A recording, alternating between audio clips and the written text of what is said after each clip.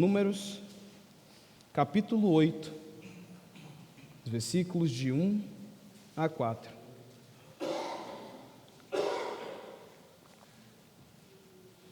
Diz assim a palavra do Senhor. Disse o Senhor a Moisés: Fala a Arão e dize-lhe: Quando colocares as lâmpadas, seja de tal maneira que venham as 7 a alumiar defronte do candelabro. E Arão fez assim: colocou as lâmpadas para que alumiassem defronte do candelabro, como o Senhor ordenara a Moisés. O candelabro era feito de ouro batido desde o seu pedestal até as suas flores, segundo o modelo que o Senhor mostrara a Moisés. Assim, ele fez o candelabro. Até aqui a leitura da palavra do Senhor. O tema do sermão dessa noite é a luz que ilumina o santo lugar. A luz que ilumina o santo lugar. Vamos orar mais uma vez? Santo Deus e eterno Pai, nós te louvamos, Senhor. Te louvamos porque Tu fostes misericordioso conosco, ó Deus, e nos trouxe até a Tua casa, para que pudéssemos ter a graça de prestarmos culto ao Senhor. Fala aos nossos corações e transforma a nossa vida por intermédio da Tua palavra. Essa é a nossa oração, em nome de Jesus. Amém. Nós vivemos em tempos de trevas espirituais, dias em que a verdade parece relativa, a moralidade é moldada pelas emoções e o culto a Deus é frequentemente substituído por performances vazias e totalmente centradas no homem. O relativismo desarma toda a autoridade da palavra e traz a confusão doutrinária, enfraquecendo a igreja. A falta de reverência, ela banaliza aquilo que é santo. Nós estamos vivendo em um tempo que muitos já não sabem mais discernir o que é sagrado e o que é profano, o que é luz e o que são trevas. Mas mesmo em meio a essa escuridão cultural, doutrinária e espiritual, Deus nunca deixou o seu povo sem luz. Desde o Éden, até passando pelo deserto com a coluna de fogo, até o menorá no tabernáculo, e finalmente na revelação de Cristo, Deus sempre se fez presente com luz viva, guia segura e fonte de esperança para aqueles que o temem. Ele é a luz que dissipa as trevas, que ilumina o caminho e que revela a sua glória entre nós. Em Números, aqui Números capítulo 8, do versos 1 a 4, nós temos um breve relato, mas é uma profunda instrução de Deus a Arão sobre o candelabro no tabernáculo. À primeira vista, quando olhamos para o texto, parece que trata-se de uma simples descrição de uma função sacerdotal. Mas ao olharmos com atenção, nós podemos perceber que essa luz aqui comunica para nós verdades e verdades eternas. São verdades sobre Deus, sobre o seu culto, sobre o seu povo e sobre o seu Cristo. Por isso, hoje precisaremos aprender então que a menorá não é apenas um objeto litúrgico, mas é um símbolo da presença perfeita de Deus entre o seu povo, que se cumpre plenamente em Cristo, a verdadeira luz do mundo. Por isso, como já anunciado, o tema é a luz que ilumina o santo lugar. E em primeiro lugar, essa luz aponta para a presença de Deus. Veja o que diz os versículos 1 e 2. Disse o Senhor a Moisés: Fala a Arão e dize-lhe: Quando colocares as lâmpadas, seja de tal maneira que venham as 7 a alumiar defronte do candelabro. O texto insiste com clareza: as lâmpadas deveriam lançar luz de frente para o candelabro. E essa não era uma orientação acidental ou uma orientação apenas estética. Ao examinarmos a disposição do lugar santo, como está descrito lá em Êxodos 26, 35, diz assim: a mesa porás fora do véu, e o candelabro defronte da mesa, ao lado do tabernáculo para o sul, e a mesa porás para o lado norte. Nós podemos então perceber que, ao direcionar a luz para a frente, ela iluminaria diretamente a mesa dos pães da proposição, onde os 12 pães eram colocados semanalmente, representando ali as 12 tribos de Israel. Veja o que diz em Levítico 24, de 6 a 9. Diz: e os porais em 2 fileiras, 6 em cada fileira, sobre a mesa de ouro puro, perante o Senhor. Sobre cada fileira porais incenso puro, que será para o pão, como porção memorial, é oferta queimada ao Senhor. Em cada sábado Arão os porá em ordem perante o Senhor, continuamente da parte dos filhos de Israel, por aliança perpétua. E serão de Arão e de seus filhos, os quais comerão no lugar santo, porque são coisas santíssimas para eles, das ofertas queimadas ao Senhor, como estatuto perpétuo. Deus estava intencionalmente mostrando que o símbolo da sua presença, a luz, deveria iluminar continuamente o símbolo do seu povo, que eram os pães. Era uma forma visual de Deus dizer: vocês estão constantemente diante da minha presença, sob a minha luz, sob o meu cuidado, sob a minha bênção. Esse arranjo cultual aqui visualizava de maneira clara e constante aquilo que é declarado em Números 6:25: o Senhor faça resplandecer o seu rosto sobre ti. Em todo momento, tudo aquilo ali apontava para a presença de Deus que estava no meio do seu povo. A luz das lâmpadas era a forma do Senhor mostrar que o seu rosto estava voltado para o povo de Israel. Não era apenas uma luz ritual, era uma luz de relacionamento, expressando a forma como Deus se relaciona com o seu povo, como Ele demonstra o seu favor divino em guiar e sustentar o seu povo por todo o caminho. E mesmo após a conclusão de todas as outras tarefas relacionadas à construção do tabernáculo, que nós vimos anteriormente, acender a menorá continuava sendo uma tarefa diária de Arão. Ele precisava ir manhã e tarde para acender a luz do menorá. Isso nos ensina algo que é importante: o culto verdadeiro, ele não é ocasional. O culto verdadeiro ao Senhor, ele é contínuo. A presença do Senhor não é uma presença passageira, ela é uma presença permanente no meio do seu povo. A luz deveria brilhar todos os dias. E por quê? Porque o Deus de Israel não dorme e nem se ausenta. Ele permanece presente diariamente com o seu povo. A luz da menorá era, portanto, o lembrete diário da fidelidade imutável de Deus.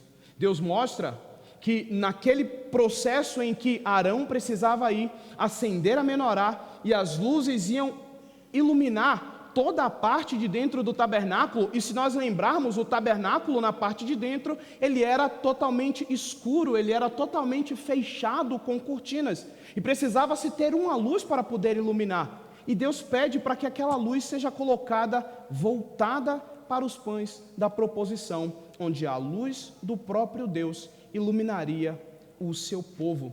E o que é importante aqui de nós percebermos é que, mesmo parecendo só uma ordem ou uma orientação que para nós pode às vezes fazer sentido ou não, a resposta de Arão àquela ordem do Senhor é muito importante, porque no versículo 3 diz: e Arão fez assim, mostrando-se que a luz que ilumina o santo lugar, se em primeiro lugar ela aponta para a presença de Deus, em segundo lugar ela aponta para a fidelidade no culto ao Senhor. Porque diz: e Arão fez assim, colocou as lâmpadas para que alumiassem defronte do candelabro, como o Senhor ordenara a Moisés. O texto faz questão de enfatizar com clareza aqui: e Arão fez conforme o Senhor ordenara a Moisés. E essa aqui não é uma nota de rodapé que Moisés escreve e deixa aqui. É um princípio central no culto bíblico. Arão não improvisou, Arão não adaptou, Arão não reinterpretou, ele obedeceu exatamente como o Senhor havia ordenado a Moisés. E essa ênfase na obediência detalhada é recorrente em todo o Pentateuco. É o padrão que nós vemos nos textos como Êxodo 39, quando fala das vestes sacerdotais e como deveria tudo ser feito. Eles seguem exatamente como Deus ordenara. Em Levíticos também, quando vai dizer como deveria ser construído o tabernáculo, cada peça do culto, cada ato sacerdotal, cada utensílio, como as lâmpadas deveriam ser criadas, tudo deveria ser feito como o Senhor ordenou a Moisés. Mas por quê que tudo deveria ser feito dessa forma? E a resposta que nós temos é porque o culto a Deus não é um espaço para a criatividade humana. Quando estamos diante do Santo de Israel, não é a nossa criatividade, não é o nosso desejo emocional, não é a subjetividade emocional ou até um sentimentalismo devocional, que nós agimos como nós estamos sentindo. O culto, ele é regulado pela palavra de Deus, sempre foi e sempre será assim. O culto a Deus não é feito de acordo com aquilo que nós achamos que devemos fazer, mas é como Ele instruiu por meio da sua própria palavra. Essa referência explícita à obediência aqui é algo que nós podemos ver que é marcante em toda a narrativa do Pentateuco. A fidelidade litúrgica aqui, então, não era apenas um detalhe técnico que Moisés está anotando aqui. Era a expressão prática da santidade de Deus e da submissão do povo à sua vontade. Deus é santo e é soberano, e o povo precisava se submeter à vontade de Deus. Essa aqui, a colocação das lâmpadas, foi a primeira ação cerimonial de Arão após a consagração do tabernáculo, e não é por acaso que a atividade inaugural aqui como sumo sacerdote foi acender a luz. O culto a Deus começa com luz, porque assim como vimos em 1 João, Deus é luz e não há Ele treva nenhuma. O sacerdócio começa com essa fidelidade minuciosa, porque Deus se chama de santo e zeloso, e todas as coisas são feitas para a sua própria glória. Neste ato simples de acender as lâmpadas da maneira como Deus ordenou que elas deveriam ser acesas, Arão estava aprendendo aqui que a sua liderança espiritual não se sustenta pelo seu carisma, pela sua performance, mas pela sua obediência à vontade de Deus. Ser um líder verdadeiro, conforme a palavra de Deus, não se fundamenta nas inovações ou na renovação, mas na fidelidade àquilo que o próprio Deus deixou ordenado. Mas isso não se estende somente para o culto no Antigo Testamento. Isso se estende também para a forma como nós nos relacionamos com Deus. Porque em 1 Pedro vai dizer que nós somos chamados a oferecer sacrifícios espirituais e agradáveis a Deus por meio de Cristo. 1 Pedro 2,9 diz: vós, porém, sois raça eleita, sacerdócio real, nação santa, povo de propriedade exclusiva de Deus, a fim de proclamardes as virtudes daquele que vos chamou das trevas para a sua maravilhosa luz. A nossa adoração, o nosso culto, o nosso ministério, tudo isso precisa refletir a mesma postura de Arão: obedecer a Deus com precisão, por temor, por amor, por reverência. Deus não busca então um culto criativo, mas Deus busca um culto que é fiel à sua própria palavra. Deus estabeleceu a forma como nós devemos cultuar a Ele, e não somos nós que vamos dizer a Deus a maneira como nós queremos cultuar a Ele. Aquilo que não foi ordenado nas Escrituras para que façamos no culto, não deve ser feito no culto. E nós percebemos isso no simples fato em que Arão faz exatamente aquilo que Deus tinha ordenado a Moisés. Arão não coloca as luzes da maneira que ele gostaria de colocar. Da mesma forma que nós não nos achegamos diante de Deus da maneira como nós queremos nos achegar. Nós não oramos da maneira que nós achamos que devemos orar. Nós não cantamos ao Senhor da maneira que nós queremos cantar, não colocamos qualquer cântico no culto ao Senhor. Nós cantamos ao Senhor da maneira que Ele disse que deveria ser adorado. Um simples texto que mostra para nós, parecendo apenas detalhes técnicos, como Arão estava colocando as lâmpadas. nos mostra que Deus está presente no meio do seu povo e que Ele diz a forma como Ele gostaria de ser adorado, ou como Ele deve ser adorado. E em terceiro lugar, essa luz que ilumina o santo lugar não aponta somente para a presença de Deus e para a forma como nós cultuamos ao Senhor, aponta também para a graça de Deus em Cristo Jesus. O verso 4 vai nos mostrar a maneira como o candelabro era feito. Vai dizer que o candelabro era feito de ouro batido, desde o seu pedestal até as suas flores, segundo o modelo que o Senhor mostrara a Moisés. Assim ele fez o candelabro. O candelabro era feito inteiramente de ouro batido. Diferentemente dos outros utensílios do tabernáculo, como a arca da aliança e a mesa dos pães, que eles eram feitos de madeira e recoberto de ouro, aqui toda a peça era moldada de uma só peça de ouro puro e batido com martelo, como nós vimos aqui em Números 4. E a obra exigia então uma precisão daquele que foi feito, para mostrar a reverência e a forma como Deus queria que aquilo fosse feito. Pois não era apenas um objeto funcional para ficar dentro do tabernáculo, mas era uma representação de uma realidade celestial. O texto bíblico aqui vai mostrar que o candelabro, ele foi feito segundo o modelo que Deus mostrou a Moisés. Olha o final do verso 4. O modelo, segundo o modelo que o Senhor mostrara a Moisés, assim ele fez o candelabro. E ouçam o que diz Êxodo 25:40. Vê, pois, que tudo faças segundo o modelo que te foi mostrado no monte. Esse modelo era uma representação do santuário celestial que o próprio Moisés viu. E a carta aos Hebreus, ela nos confirma isso, ao dizer que o tabernáculo terreno, ele era a sombra das realidades celestiais. Está em Hebreus, capítulo 8, versículo 5, que diz: os quais ministram em figura e sombra das coisas celestes, assim como foi Moisés divinamente instruído, quando estava para construir o tabernáculo. Pois diz ele, vê que faça todas as coisas de acordo com o modelo que foi mostrado no monte. Perceba que todo o que Deus foi mostrando a Moisés, Deus foi instruindo para que ele pudesse fazer exatamente como Deus tinha revelado para ele. E a forma da menorá aqui é carregada de um simbolismo importante. Ela tinha a aparência de uma árvore que era florida com 7 ramos. É uma imagem que nos remete diretamente quando nós pensamos na árvore da vida.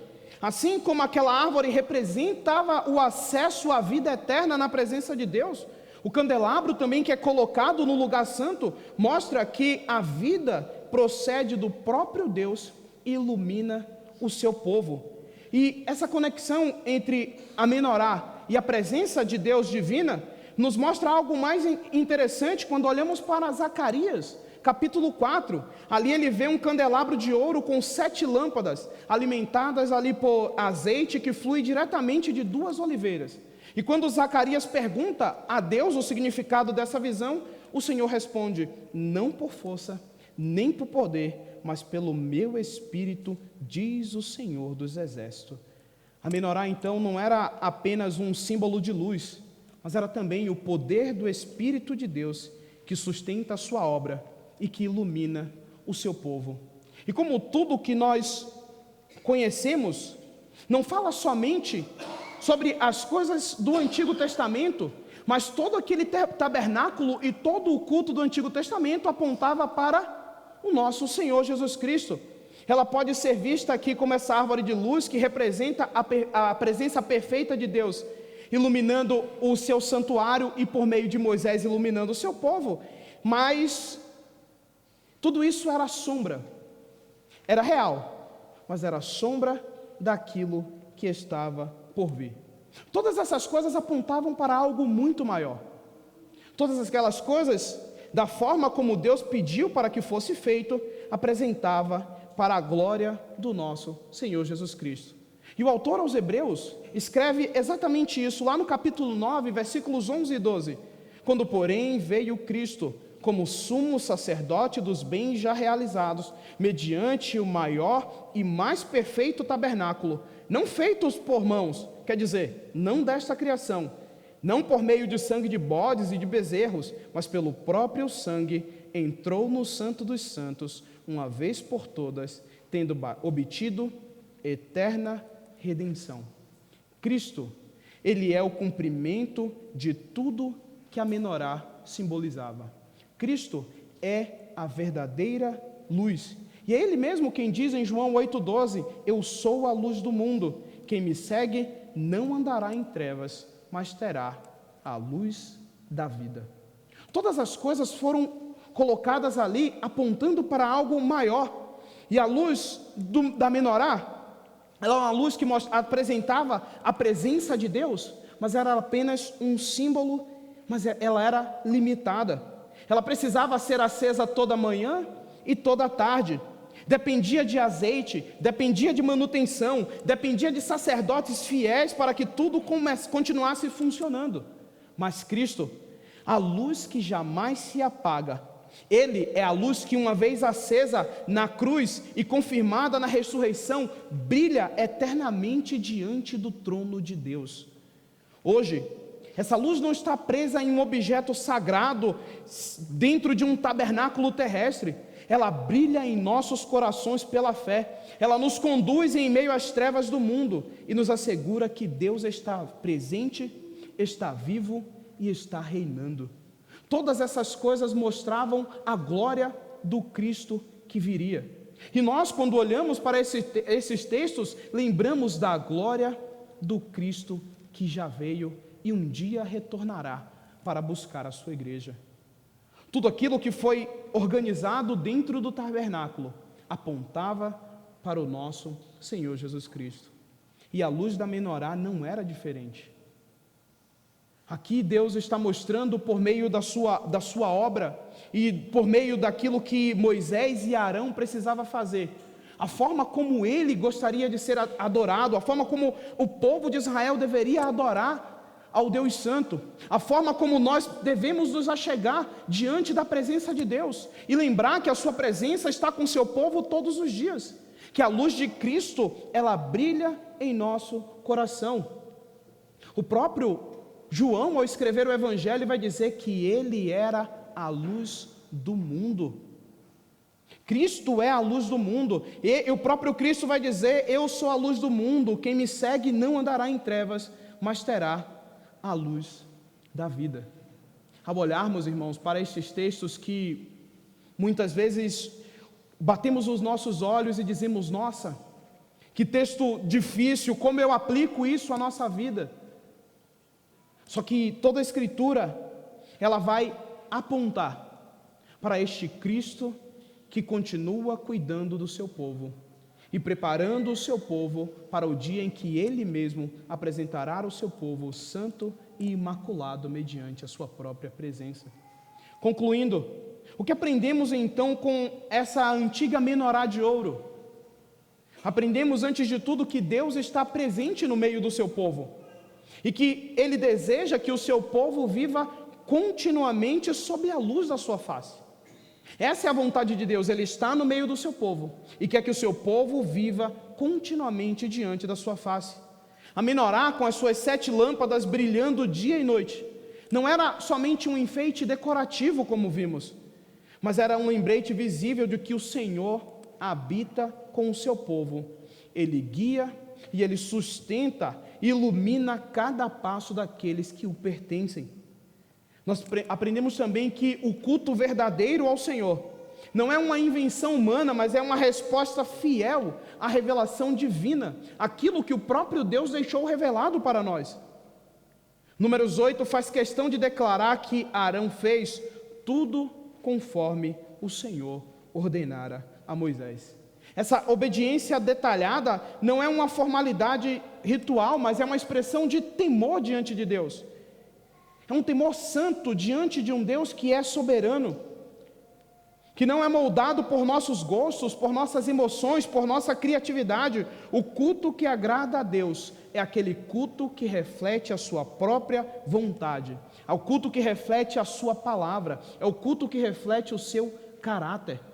Quando olhamos e estamos diante do Deus de Israel, precisamos nos lembrar que precisamos adorar a este Deus da maneira que Ele ordenou que queria ser adorado. Deus não espera que nós adoremos de maneira criativa. Deus não espera de nós performances mirabolantes ou coisas extremamente maravilhosas para que atraiam as pessoas. O que Deus espera no culto é fidelidade à sua palavra. O que Deus espera no culto é que façamos tudo conforme Ele ordenara em sua palavra. E o texto dá essa ênfase em vários versículos. O texto diz que Arão fez assim, colocou as lâmpadas como o Senhor ordenara a Moisés. E termina dizendo que Moisés fez todas aquelas coisas segundo o modelo que o Senhor mostrara a Moisés. Assim ele fez o candelabro. A maneira como nós nos achegamos diante do nosso Senhor é a maneira como Ele quer que nós nos achegamos diante dEle. Não precisamos inventar, ter criatividade para nos achegar diante do nosso Deus. E acima de tudo também nós aprendemos que tudo isso aqui apontava para o nosso Senhor Jesus Cristo, a perfeita e eterna luz do mundo. A menorá, ela era apenas um símbolo. Sua luz brilhava por algumas horas, mas logo precisava de manutenção. Logo precisava que um sacerdote viesse e fizesse toda a manutenção para que ela continuasse funcionando. Cristo é a plenitude da revelação de Deus. Ele é o sumo sacerdote que entrou nos santos dos santos, com o seu próprio sangue, garantindo que nunca mais andássemos nas trevas. Aqui mostra exatamente a diferença de que quem está em Cristo, ele vive na luz. Quem não está em Cristo, vive nas trevas, porque Cristo é a luz que ilumina o mundo. Cristo é a luz que ilumina os seus filhos. A luz da menorá era a expressão da vida de Deus iluminando o povo. E Cristo é essa vida em sua expressão plena. Cristo é a revelação perfeita do Deus que o povo do Antigo Testamento não tinha visto. Cristo era a expressão perfeita do ser de Deus. Ele era a luz do mundo que o povo judeu não reconheceu e que foi condenado numa cruz para trazer salvação para todos os seus filhos através da sua morte e ressurreição. E essa luz é que ilumina a nossa vida.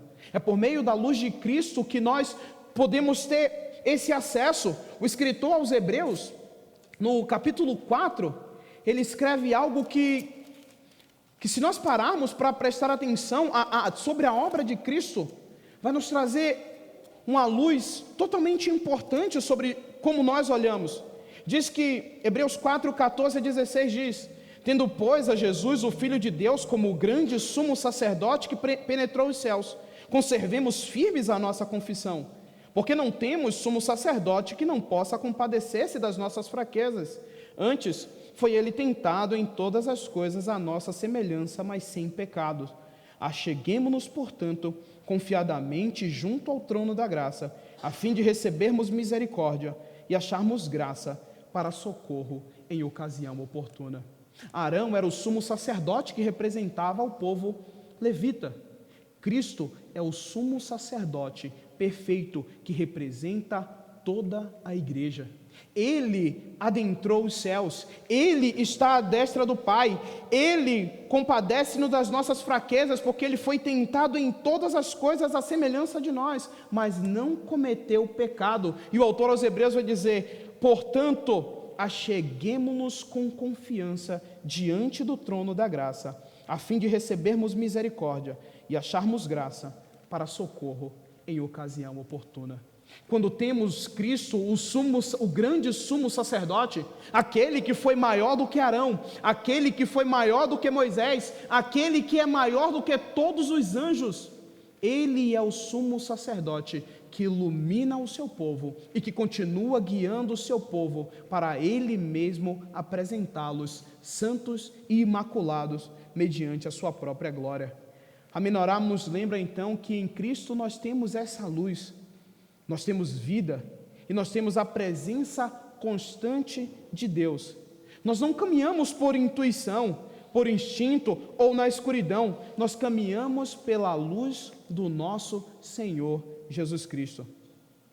E eu finalizo com o que Paulo diz em Efésios 5:8: porque outrora erais trevas, mas agora sois luz no Senhor, andai como filhos da luz. Porque outrora erais trevas, mas agora sois luz no Senhor, andais como filhos da luz. Que Deus os abençoe.